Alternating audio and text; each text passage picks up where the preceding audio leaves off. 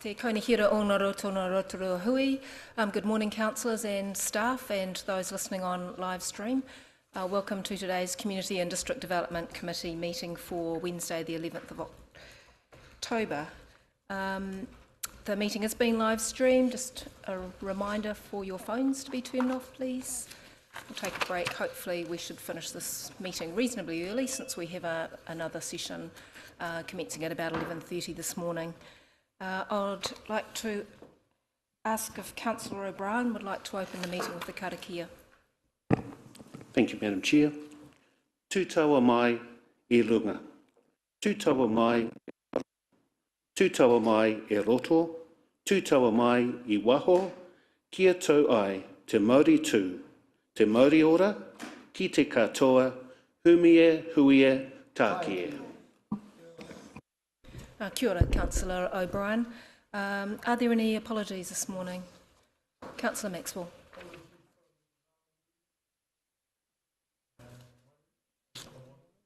Councillor Waru.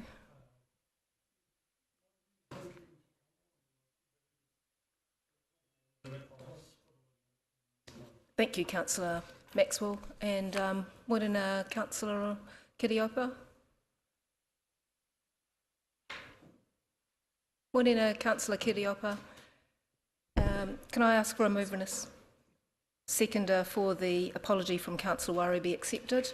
Moved Councillor O'Brien, seconded by Councillor Patterson. All those in favour, please say aye. Against, thank you, that is carried. Are there any declarations of interest this morning? No, there do not appear to be any. Are there any urgent items that are not on the agenda? No, thank you very much. Moving now to page 6 of the agenda, confirmation of the minutes of the Community and District Development Committee held on the 13th of September. Can I have a mover and a seconder that the minutes be confirmed as a true and correct record? Moved Councillor Patterson, seconded Councillor Brown. Are there any corrections to the minutes? No. In that case, I'll put that motion. All those in favour, please say aye. Against, thank you, that is carried. Moving now to the first of the staff reports. Can I ask for a mover and a seconder to receive the report, progress report, Community and District Development Committee be received? Move to worship the Mayor, seconded Councillor Barker. All those in favour, please say aye. Against, thank you, that is carried. And Morena, JP and Kurt. Everyone, I'd like to take my report as read, but I just wanted to give a couple of quick presentations just to give a bit of a deeper dive on a couple of areas we're working on at the moment. So Kurt's just joined me just to talk about our parking services, some actions that came out of the annual plan, and obviously for us some intentions around improvements that we'd like to carry forward over the next year or so, really to support inner city growth and redevelopment. So parking is a tool and the management of parking is really to support the vibrancy and the accessibility of our CBD. It's not a revenue stream, it's an important function to manage those who are in our CBD. So I'll just hand over to Kurt just to guide you through some of the slides, and then we'll just take some questions at the end. Okay, Morena. So I just wanted to start with going through the 2 annual plan action points that we had and just give a bit of an update about where we've got to with those. The first action point, as you'll remember, was around the increase of the hourly parking rate from $1 to $2 from 1st of July. So that has been implemented, and that's resulting in roughly $1,000 extra per day in revenue at the moment. So currently that's on track for the anticipated target. The second action point there was that we extend the paid parking for areas in line with the existing parking management plan and completing that rollout by 1st of September. So essentially what we've run into with that, go back one. Essentially what we've run into with that some issues with the locations that were discussed and agreed upon, being the lakefront, Kudo Park and the government gardens. With all three locations being reserves, they do have implications around our reserves management plan and the gifted reserves protocol, which essentially trigger some consultation requirements, and introducing paid parking in those areas can be a little difficult. So we haven't been able to progress that at this stage. So we got as far as the investigative stage of that. But on that, we do have some further options that we would like to bring back to the committee if you would like to in November. But in regard to the three areas that we're talking about, what we could do is actually look at, or what the committee could do if they wish to, would be to look at, instead of paid parking in those areas, actually moving to time limited or P180s in those areas. So when we look at the, and the reason for that is looking at the intention of those reserve areas is to not have that taken up for reasons other than the intended reserve uses, and we feel that that would be another way of potentially achieving those or that outcome. Can I, just adding to that, and it's pretty clear in the Reserves Act, and this is what we've come back to, and therefore it's picked up in the reserve management plans. Infrastructure built on reserves is to enhance the use of reserves. So the idea that we then almost substitute a reserve car park, which should be for reserve use, into long stay pay parking, which then clearly has a purpose outside of the reserve, is not really the intent of the Reserves Act. So really you flip it the other way around and go, if we time limit it, we actually seek to displace those who are using it, the reserves as long stay car parking, back to where they should be, on the streets or into other car parking areas, so those car park can be used for their intended purposes, which is support the reserves. So that was trying to take your intent and just flipping it around the other way. Thanks, JP.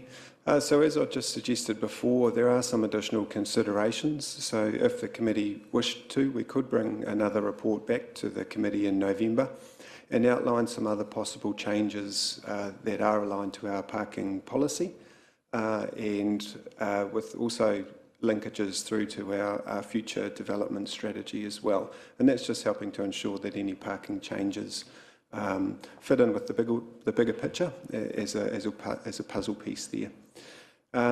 There is also an improvement pathway and some timing around our current operations. So we've got a few P15s, etc., throughout the city that could really do with a bit of a tidy up now with the different usage in the city. And there's also potential to simplify our current system for our users, and that's both in layout and the way that the system functions as well. And to look at where we are at with maintenance and reliability in that space as well. There's also some initiatives which we could suggest around improving utilisation of existing areas, such as our Pukawaroa Street car park building, and ultimately helping to ensure the right amount of parking in the right place at the right and at the right price as well. So that's totally in line with our parking policy aim. As far as the proposed next steps go, so if the committee did want to proceed with what was previously signalled in the second action point, we could certainly proceed with the Gifted Reserve Protocol Committee consultation or proceed with the time-limited parking in the reserve locations that were previously identified. Pending that successful consultation, we could certainly report back to this committee and confirm any capacity measures. So obviously any moves in those locations will displace vehicles that are currently in there, and any timing around that to proceed with those changes. As we know from the past, that certainly a good communications plan and well-timed communications plan around those changes is crucial as well. But ultimately, reporting back to the committee in November, outlining the possible further paid parking improvements in extension areas is something we could certainly do. And we have just signalled through there that there are roughly 1,100 additional existing paid parking spaces out there that could fit into this. Existing parking spaces out there that could fit into the future strategy.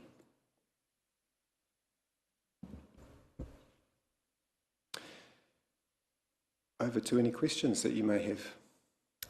Thank you, Kurt and JP. Councillors' questions. Councillor Patterson. Thank you, Madam Chair. Thank you for your report, gents. Just a question on the reserves in relation to parking and charging for parking. We've been tossing around ideas of, for example, Long Mile Road, etc., for the buses, perhaps out at the lakes where boats are toing and froing and using our lakes and putting charges in there for that purpose. Does the Reserves Act actually conflict with that too? I don't want to probably grab this one. I suppose we were limiting ourselves to those ones immediately around the CBD where there's a direct linkage between the use and a non-reserve use.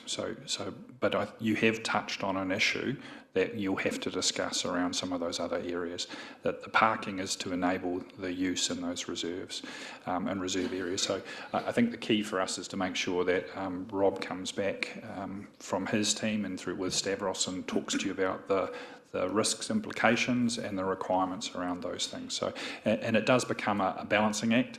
One of the biggest issues, and we've talked about it here, is you time limit it, you create displacement. So displacement becomes another issue that you may have to consider in the viability of these things, because the last thing you want to do is to create a situation where a parking charge drives behaviour that's actually causes safety issues or problems to other communities.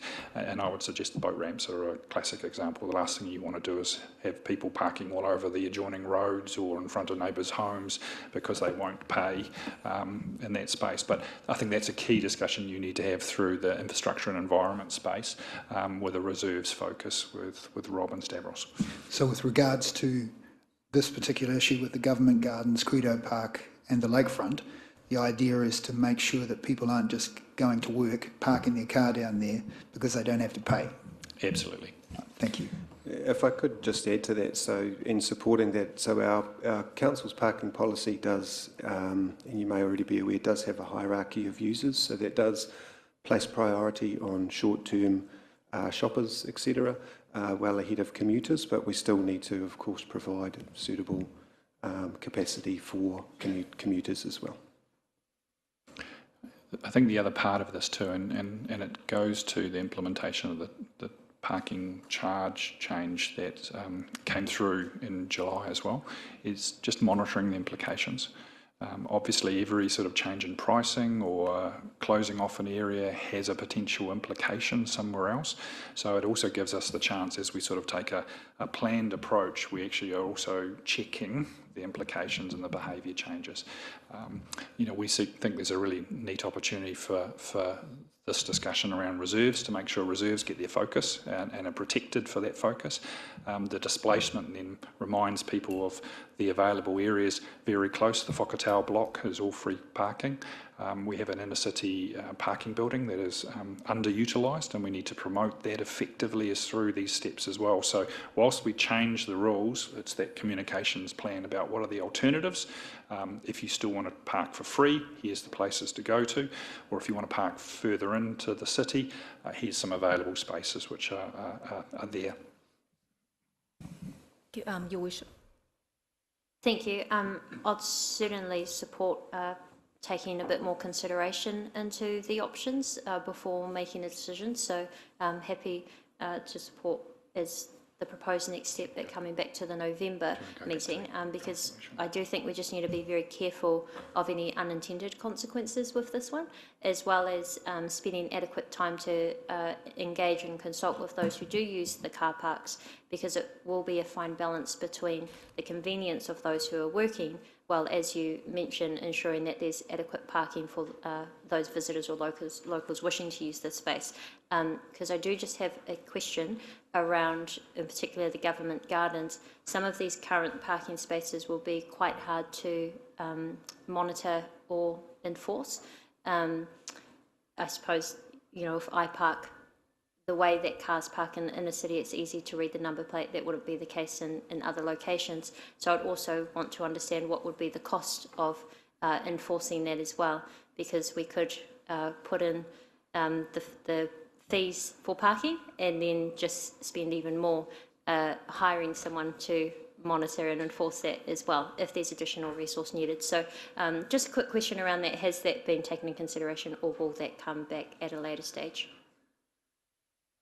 Thank you, Mayor Tapsell. Yes, that is something that we've put on the cards, if you like, for the November conversation. So it has been taken into consideration for any expansion in parking areas or changes in these outer areas. How can we do that without adding more cost, essentially? So it's around efficiencies and using some of our technology a bit better in that space. And perhaps just following on from that, maybe JP or Kurt, you could just expand on what the consultation would include for the time-limited parking discussion in terms of these recommendation there. We just had an exchange there. So one of the key ones there is obviously this gifted reserves conversation straight away. I did mention that we have reserve management plans, and so we may actually have to consult around an amendment on that. We're just checking. So there may create a time frame for us that we actually have to go through a notification process, receive submissions on it, and it might take us 6 months to get through those sort of steps of actually having to go out with a proposal to change the reserve management plan rules around that. So this won't happen overnight, and I think going to Her Worship's comments, it gives us plenty of time to make sure that we're very clear about the cost implications, how we manage it, and get through that process. I said one more question just on the other suggestion, which was the improvement for potential simplification of the layout and utilisation of other areas. What would that be appropriate then if we're going to go out for consultation to include that, or is that something that we can just do in terms of just looking at parking plans and seeing what would be more efficient, given the concerns that the Mayor's just raised? Thank you for that. I think the two definitely go hand in hand, and the aim, I guess, with signalling what could be simplified may make any further consultation with the business community and the public a bit easier to understand what could be achieved in that space. So I guess from a staff perspective, I would recommend that we do give you some more details about what we could do to simplify it in that space as a starting point. Okay, any further questions, councillors? Councillor O'Brien, followed by Councillor Barker. Thank you, Madam Chair and through the Chair. Thank you, gentlemen. Could I ask, there was no data provided. One of the very frequent concerns I hear about parking is the amount of machines that are broken down. Then people try and contact the phone number and can never get any response very quickly. There's no data. How much money do you think, if you look at the amount, and I'm sure you have that data, when you look at the amount of reported breakdowns, roughly what do you think that's costing us in terms of dollars? Thank you. Thank you, Councillor. I couldn't accurately answer the dollar question for you. All I could say in that space is that we meet monthly with iPark as part of the contract to discuss how things are going in town. So faults is one thing that we do talk about, and we're currently looking at how we can get better overview of the frequency of faults in that space and the repair times. I think it does give us the chance. We're sort of halfway through the contract with iPark, and it does give us, and I think that we alluded to in the slide there, sort of an improvement pathway for us. So we do need to understand in more detail, is there a way to improve the consistency of machines operation, so but also where there's a fault, go into discussions around about how do we improve the speed of fault resolution or replacement of machines. So there's a couple of steps in that, and then I think you've also highlighted the discussions also around the service that you receive from complaints or contesting tickets and things like that. So there's several areas that I think are critical for us to make sure that in our partnership with iPark around this contract, we're really clear about this is the information. Now, what's the improvement opportunity for us to make sure we get the best possible service for our community? So that's really what we're focusing on now. Thank you both for your comments. I'd just like to say, Madam Chair, I'm a little bit concerned that we don't have that data, because for me, moving forward before, and to back up what Her Worship says, before we start looking anywhere else, I think we should be trying to, in the most efficient way, trying to recover as much cost from the current system before we look at other options as well. So thank you very much. Thank you. Thank you, Councillor O'Brien. Councillor Barker? Thank you, Madam Chair. Thank you, Madam Chair.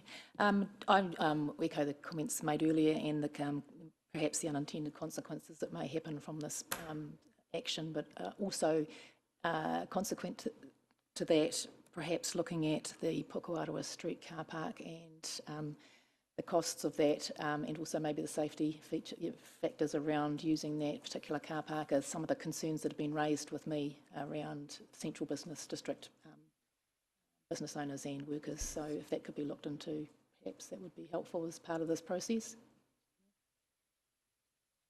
Thank you, Councillor. Certainly that is on the radar. We know it is underutilised, and part of this next process will be seeing what we could do to attract more people into that facility. Thank you, that'll be worthwhile. Thank you. Councillor Lee? Thank you, Madam Chair, and thank you, gentlemen, for your report. Just a couple of quick questions from page 13 of the agenda. Homeless illegal camping welfare checks and support offered to 13 individuals. I was just doing the parking, sorry. Yeah, can we just do the parking questions at this stage? Did you have another parking question? No. Councillor Patterson. Subsequent question based on that conversation. With regards to the reporting, haven't we got an app that was called Snap It, that you can take a picture of something that's broken and instantly send it through and say, hey, if we've got a problem with this, like if there's litter, can we use the same thing for reporting our faulty machines? Thank you, Councillor Patterson. In regards to machine faults, so the process is we want the customers to alert iPark to that by making that phone call via the phone number on the machine in the first instance, and that's aimed with getting that back to them so that they can fix it or organise the fix as quickly as possible.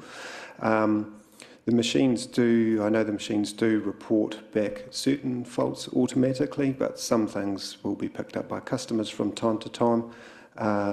So that is the current way of reporting it. What we are aiming to enhance is the view that we get as council over that on a monthly basis, so that we still have some overview of that.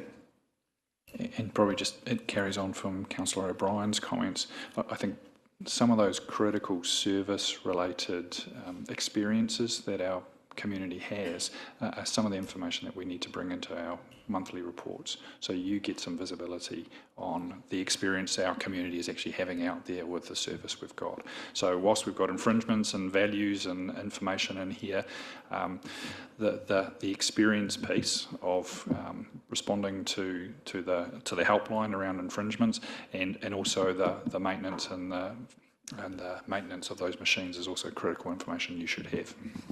Because I think you mentioned, Councillor Brown, that it actually impinges on our reputation. You know, we're the ones that people blame when things go wrong, even though technically it's not us.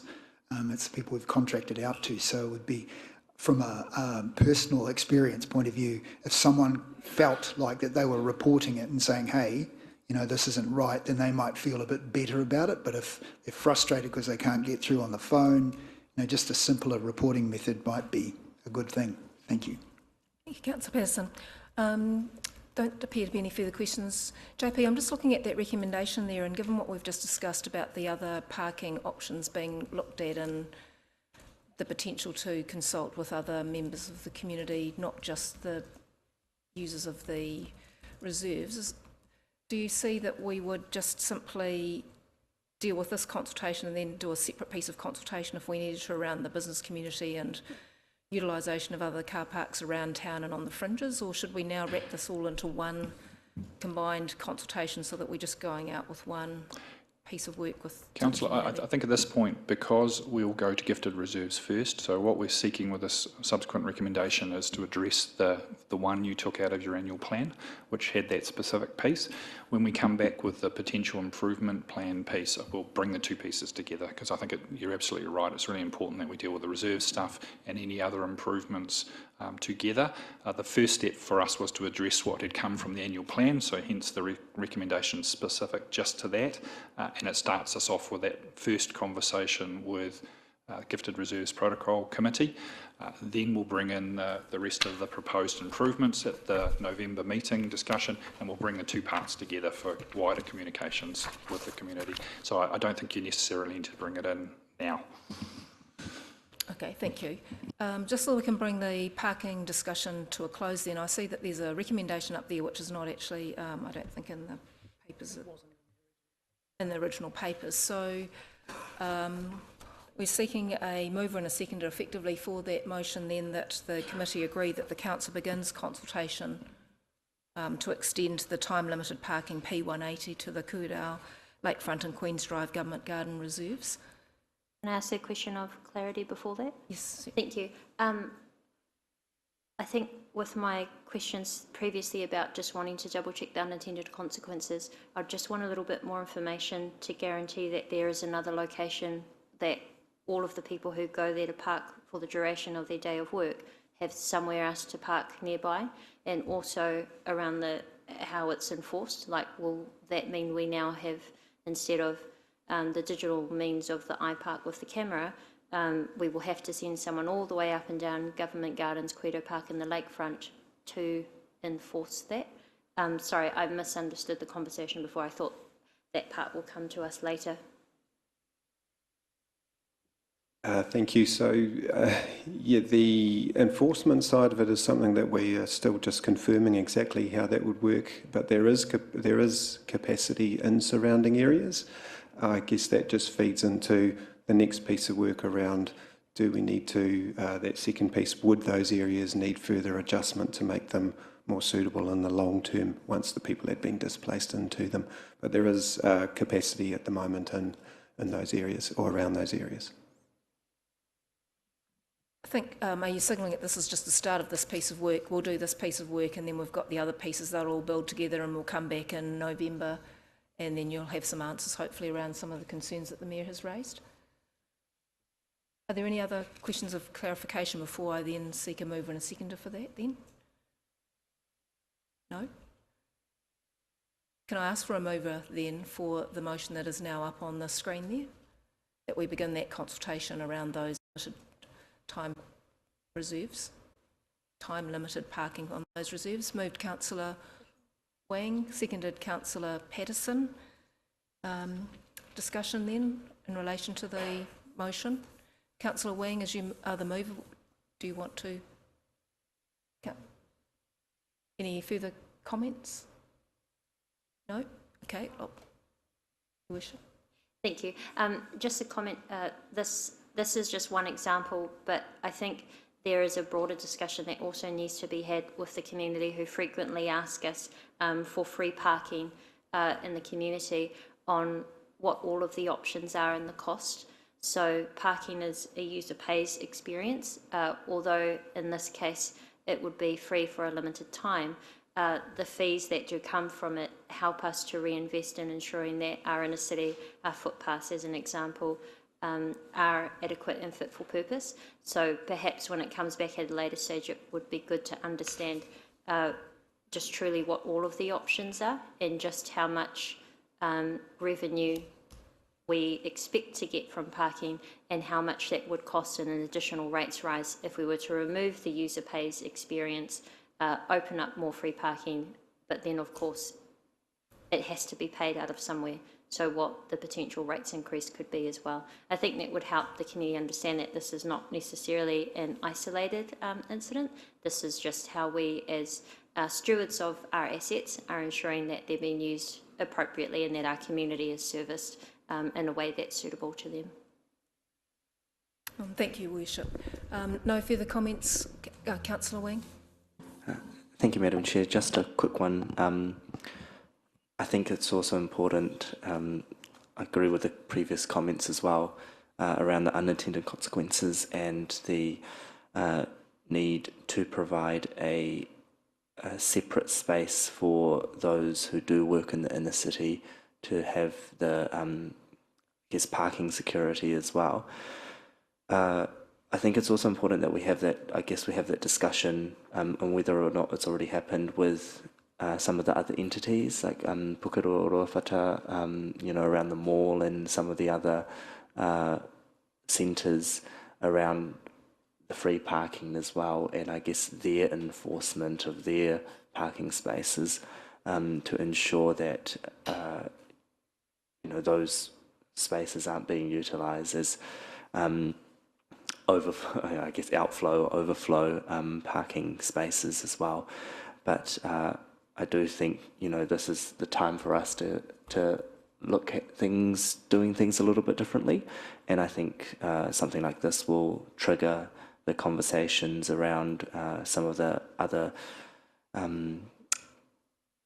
potential outcomes with parking that we have discussed during the annual plan process as well. But happy to support this. Thank you, Councillor Wang. There being no further comments, I'll now put that motion. All those in favour, please say aye. Aye. Against? Thank you, that is carried. Thank you, Kurt. JP, I think we'll just go back and take questions in relation to your report, because I know Councillor Lee had a question that's on your staff report from page 12. So, Councillor Lee. Thank you, Madam Chair.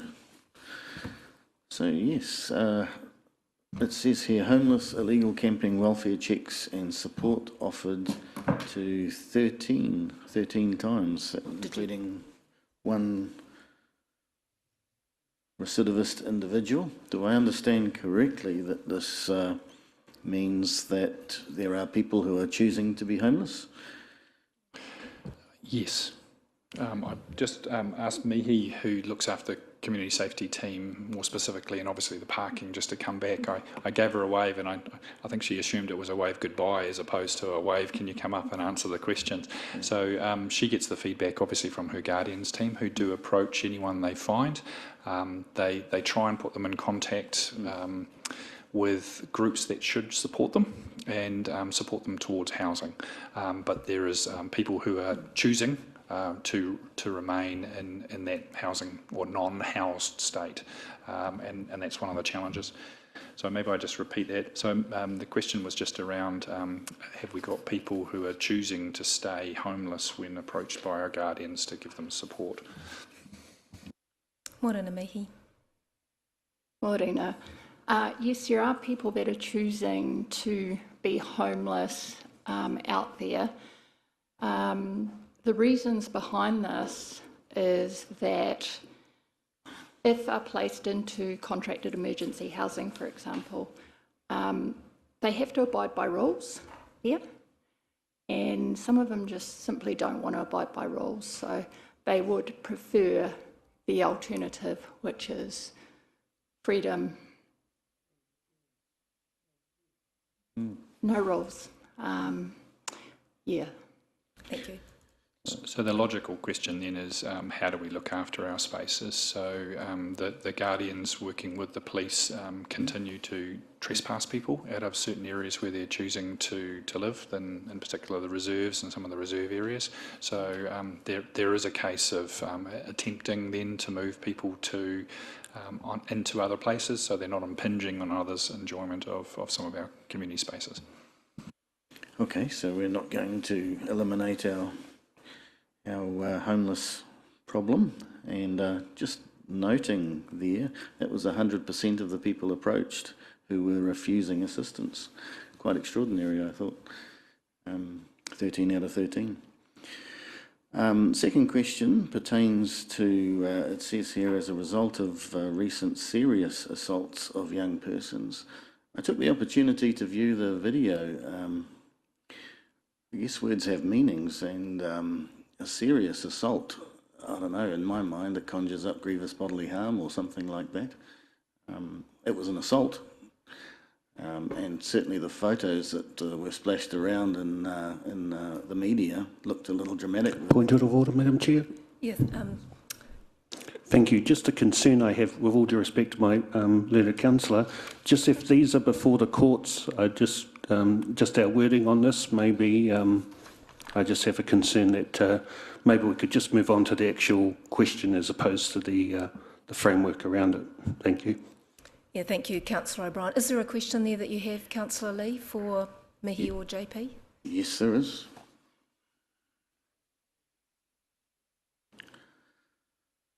So my question concerns the choice of the word serious in here, because when it comes to Rotorua's reputational challenges, I personally wouldn't categorise the assault as particularly serious, but more in line with what we all experienced, what I certainly experienced at high school. Students do have little rumbles from time to time, but yeah. Would you call it a serious assault with the benefit of hindsight? Oh, Councillor Lee, I don't think that's really appropriate for the staff to answer. It was serious from the perspective of the young person that was the subject of the assault, so I think we'll leave that there. So are there any other questions in relation to this part of the report? Councillor Brown, followed by Councillor Patterson. Thank you, Madam Chair. Just a quick question. 32 large-scale housing developments supported. What's the definition of a large-scale housing? What's the scale we're talking about? My recollection, I think it's listed in there, is we treat large-scale as it's either 10 or 20 plus. I'm pretty sure it's 20 plus. I've got a second presentation, which was just to drill a bit more into the housing information at the moment, because we missed a couple of key graphs that we normally present here, and I also wanted to just give a timetable to the councillor who requested information about our refunds around consents, which will be next month. So I've got a bit more information if you'd like to drill into that. Maybe it's a case of just subdivisions and housing will save until I've got that presentation up there and traverse the other parts of the report, if that's all right, Madam Chair.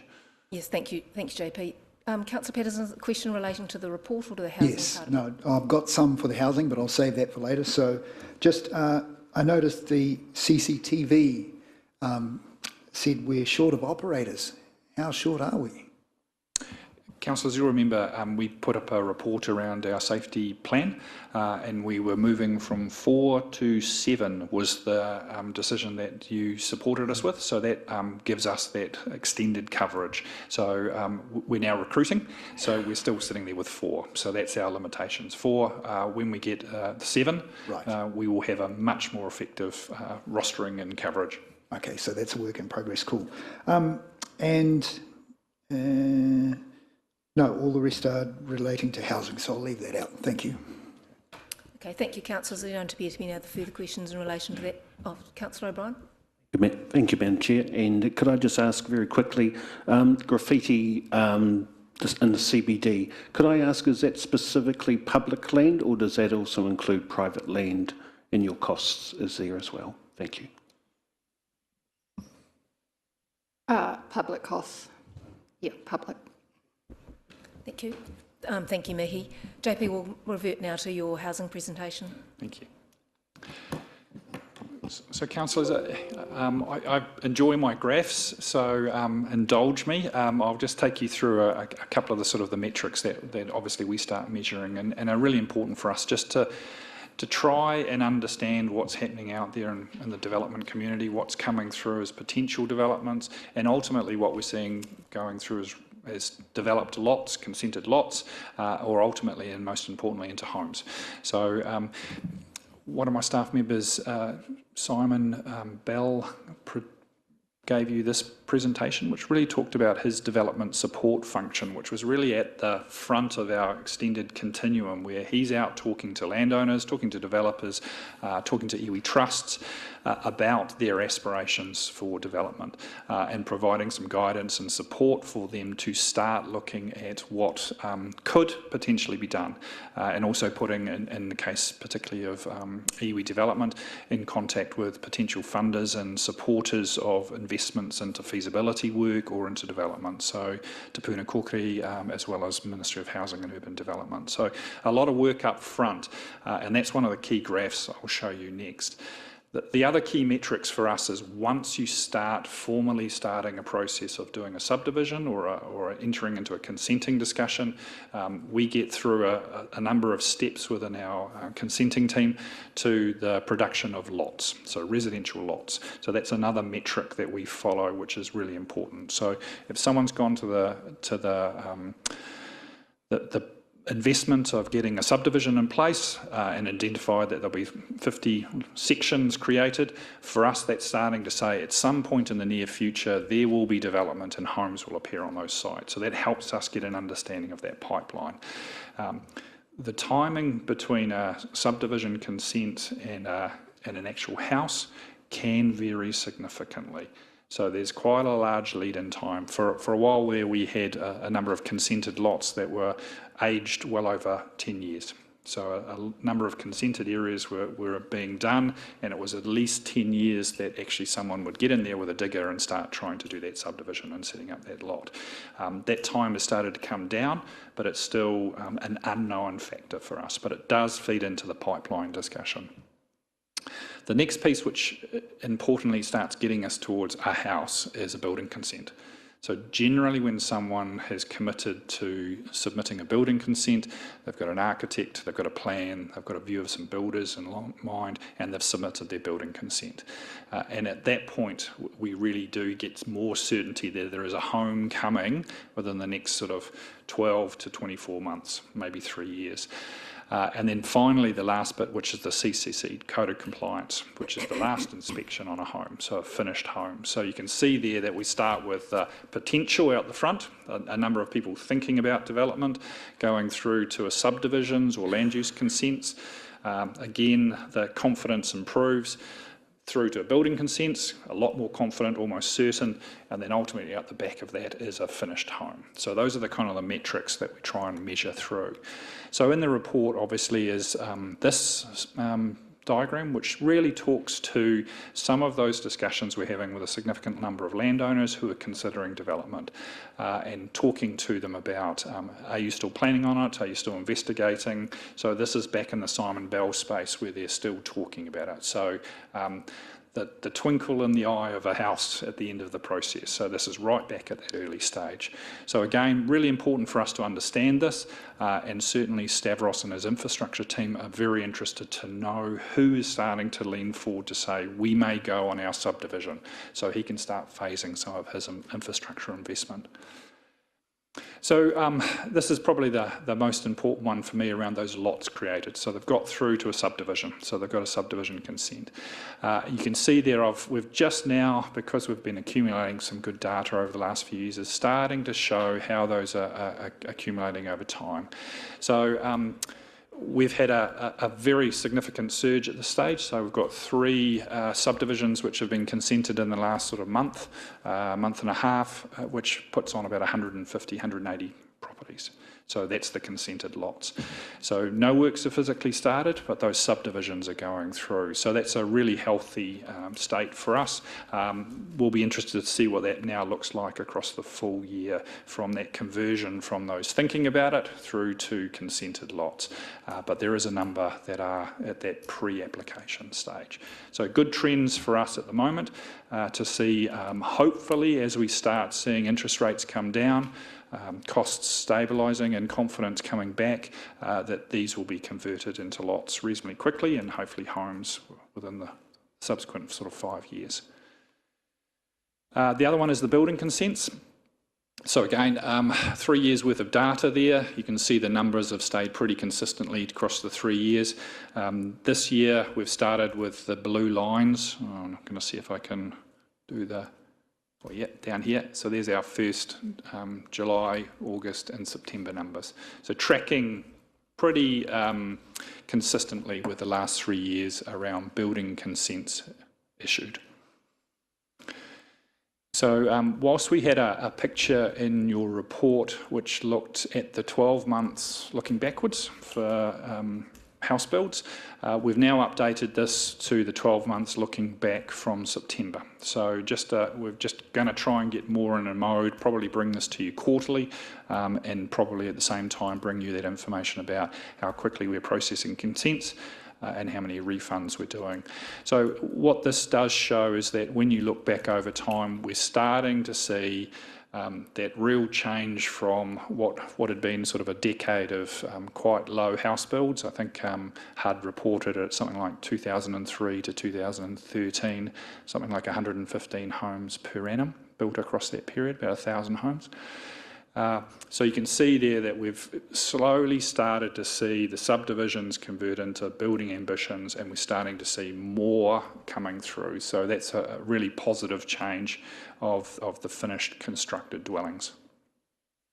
And just to be clear too, what I've just included off the side, that is RLC consented dwellings or finished dwellings, constructed dwellings, but also recognising consentium, which is the building authority that Kāinga Water runs.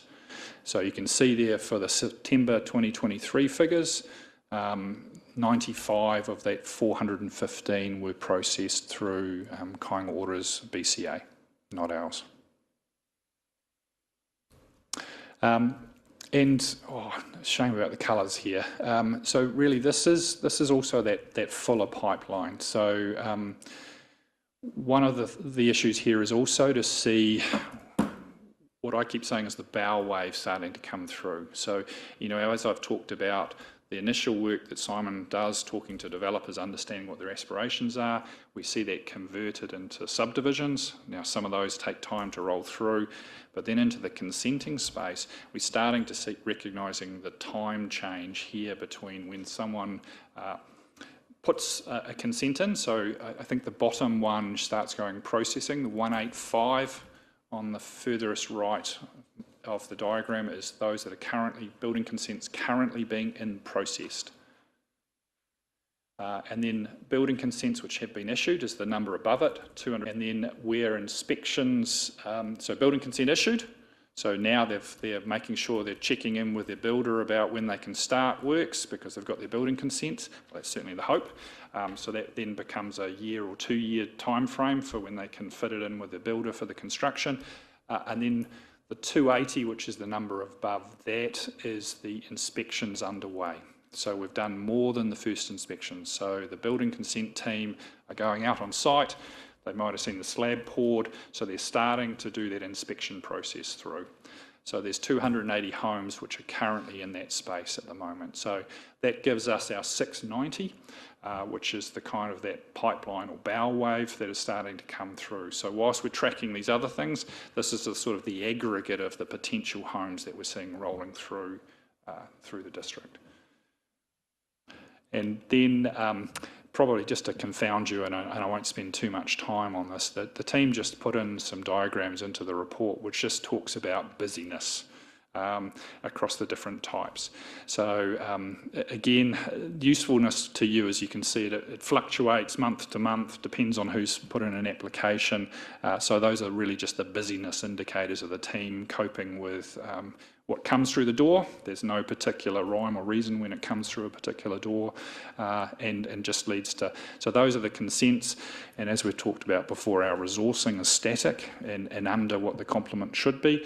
So obviously reactively we have to pass a lot of these out to consultants to process on our behalf, particularly in the subdivision and the land use space. And in the building consent space, we've got a full complement team who, whilst they're processing consents, also just have to react to the timing of the peaks and flows as they go through as well. So those are just those busyness indicators. But really the substance is what is happening with our housing trends is from those previous graphs. So happy to answer off any questions. Thank you, JP. Councillor Patterson. Thank you, Madam Chair. just a few questions. So page 24 of your report initially, as well as obviously this, a large non-for-profit housing provider showing interest in developing affordable housing for Rotorua. Is that different to the Bennett's Road development covered in the media recently? Yes. So also there was one that came out this morning talking about Home in Place New Zealand with the government grant of 11.2 million to build another 28. So that's different to that again? Yes. Okay. So that leads to my next question. So I was working on the previous figures, but now since I've seen yours up there, the updated version, so 23% of the 415 buildings, dwellings built in Rotorua for year ending June 2023, well it's now September, developed by Kāinga Ora. So how does that compare with other cities? Probably higher at the moment, and that goes to the place-based assessment that Ministry of Housing and Urban Development did with our community quite a few years ago, and has led to them prioritising Rotorua for social housing development. You've heard me talk to you guys ad verbatim really about we had approximately half the public homes we should have had on average. And so that has led to a commitment over time to a program to improve our current stock, because it's not necessarily fit for purpose. 1950 state homes is not actually the size that's required for most social housing requirements at the moment. It's mainly 1 and 2 beds. So they're changing their stock, but they're also committing to lifting their current numbers from about 2.5%. And I think as we've seen the development over the last couple of years and the commitment they've got going forward, we will get very close to average number of public homes in our city in the next sort of 2.5 years. So just carrying on from that, with the KO ones, does that include Watchman developments? Yeah, so that's one of our challenges. So one of the things that we've got there is clearly when it's consentium, it is Kāinga Ora doing their own developments themselves. So they have submitted the application, they have done the design, they are leading the development, they'll have subcontractors building it. They have a number of other arrangements where they're seeking to purchase from a private developer. And some of those sometimes are Kiwi builds as well. So we do not see in real crystal clear detail what those arrangements are. So we will receive an application from Watchman that you mentioned, and they will be building homes, and that's what Watchman has submitted. Behind the scenes, we will have an indication about whether they are going to be market or first home buyers or some other arrangements, potentially also with community housing providers or with Kāinga Ora. But we don't have it as a detailed metric of this will be the outcome. So yes, there is additional ones to that. So I guess what I'm alluding to here is this is showing a fairly significant growth pattern in the construction of social housing in Rotorua. If you got the 23% from KO, those other two that are in the media, Bennett's Road, etc., plus Watchman, that pushes the percentage up quite considerably. Is that taking away opportunities from other land developers? Well, I would suggest that other land developers are building homes for different segments of the market, and for the market actually is probably the shorter answer. The other issue we've got at the moment, and nationally, there's my understanding that the year we've seen something like a 13 to 15% drop in home builds, clearly on the cost of escalations around building materials. But interest rates are also having a severe impact on private builds. So proportionally, yes, we've probably got more because of that commitment to our deficit. But equally, I think it's actually provided a bit of a jobs lifeline for a huge number of builders and businesses within our community. So while they've got this committed program over the next couple of years, they really are softening the economic impact on our construction sector. And I don't think they're taking business away from other developers. I think developers are actually pivoting to say, Kāinga Ora, we know you've got a committed program, we'll do it for you, which keeps people employed. Okay, thank you. And just one more question, Your Worship. Page 26, there's a line here I was just hoping you could clarify. Restricted discretionary activities in the MDRS have been redrafted as anticipated activities. What does that mean? I can't give you a specific answer. I think one of the things that's happened here is that when the Strategic Planning Act and the Natural and Built Environment Act, it hadn't fully recognised the National Policy Statement on Urban Development. So I think there's been some amendments done to the Act when it was finalised and made law in August. So I think there were some adjustments to recognise the MDRS standards across into the MBE. I can get a more specific answer from the planners who are probably turning off their speaker at the moment, not wanting to hear me mutilate RMA law there. So I'll get a proper answer and circulate it to you all. Thank you very much. Thanks, JP. We'll note that as an action point then, so we can follow up on that for you. Any other questions, councillors, relating to this part of the report? No? Is there going to be comments later? We're just on questions at this point. There's no recommendation, so that we don't need to make any comments at this part of the meeting for this. Councillor O'Brien. Thank you, Madam Chair, and through the Chair. Thank you, JP. Just a quick question, if I can. On the proposed subdivisions that have been approved, would they have been put in, off the top of your head, prior to the introduction of development contributions? And could I ask, and I appreciate if you don't have that answer, if we could find out down the track, but also too, could I ask you, if not, if they were lodged before the DCs, does that mean that basically that initial infrastructure is being carried by ratepayers as such? Thank you. If they lodged prior to DCs coming into effect, you're correct. There's no charges that we can impose on them. I don't believe any of the ones that we've seen. I think the DCs came into effect last year in December, I think it was. I think all the stuff you're seeing at the moment coming through has all been initiated this year.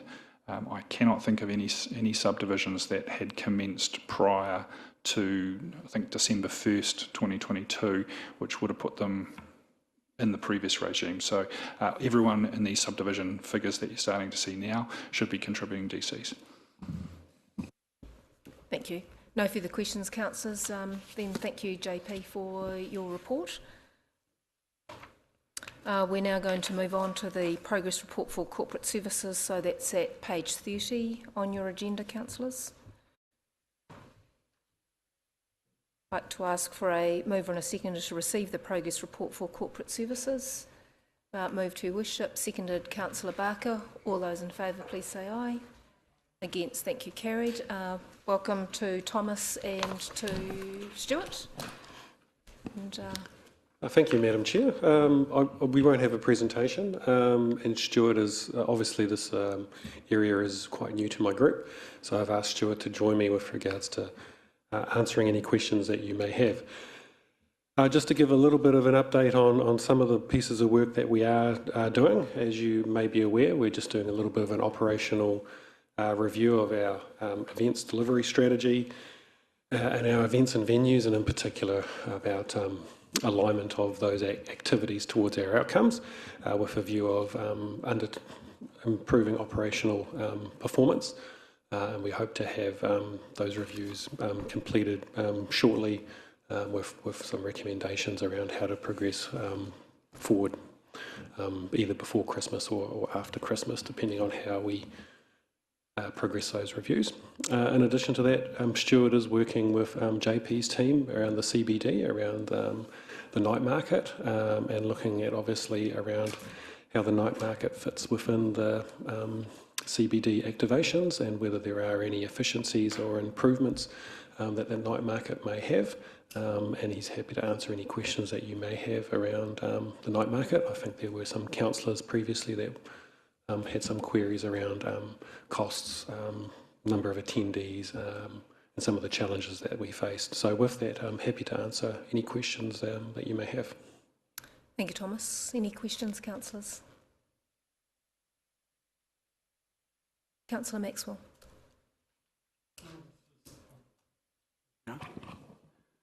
Thank you, Thomas. I'm thrilled to see on the first page of your report, 20,000 people through since opening. The question I have is on the next page, 31. An application has been submitted to Stout Trust. Can you tell me a little bit about that group? Stout Trust, the application is for the museum build project. Yeah. So that trust supports infrastructure costs and things like that. It's a community-focused organisation. Based in... No, I think they're based in Hamilton. I'm not 100% sure. It's either Hamilton or Auckland, I think. Very good. Very good. Thank you. Any further questions, councillors? No, there don't appear to be any. Thank you very much. Stuart and Thomas, then. I'll take your report as read. Thank you. Councillors, we've just about reached the conclusion of the meeting. There's only one final matter to deal with, and that's the confirmation of the minutes from the confidential section. So if there are going to be no corrections or amendments to those, I can probably just take that here in the open session. So can I ask for a mover and a seconder for the motion that the confidential minutes of the Community and District Development Committee held on the 13th of September 23 be confirmed as a true and correct record? Councillor Lee, seconded by Councillor Maxwell. All those in favour, please say aye. Against? Thank you, that is carried. Councillor O'Brien, closing karakia.